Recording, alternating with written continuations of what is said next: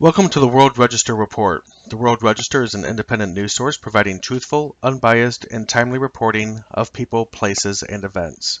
Commentaries are also provided on selected stories from time to time. Reuters news agency reports today that the United Kingdom's Interior Minister, Amber Rudd, scolded U.S. officials for leaking details about the investigation into the Manchester suicide bombing before British authorities were prepared to go public. Speaking to the BBC about the matter, Rudd said, quote, "The British police have been very clear that they want to control the flow of information in order to protect operational integrity, the element of surprise. So it is irritating if it gets released from other sources, and I have been very clear with our friends that should not happen again." Unquote. She also said the bomber, Salman Abedi, had recently returned from Libya.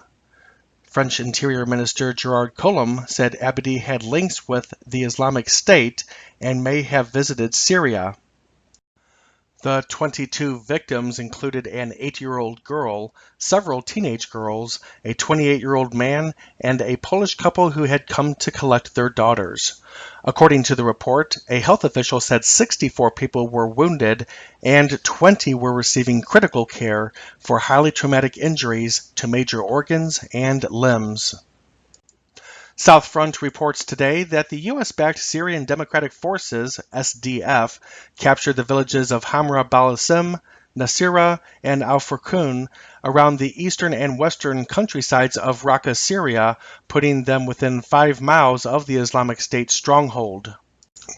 The report also states the SDF is preparing to attack the Islamic State in the village of Kadiran, which is about 1 mile from the Tishreen Dam. An Islamic State-linked news agency released a video of 4 Kurdish fighters who had been captured by the Islamic State militants in the village of Ajil, roughly 30 miles west of Raqqa, near the Tabqa military air base.